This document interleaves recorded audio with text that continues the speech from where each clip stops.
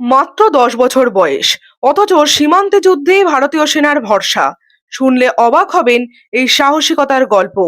পাকিস্তানের সঙ্গে সংঘাত চলাকালীন পাঞ্জাবের ভারত পাক সীমান্তে ভারতীয় সেনার পাশে দাঁড়িয়েছিল এই পঞ্চম শ্রেণীর বালক।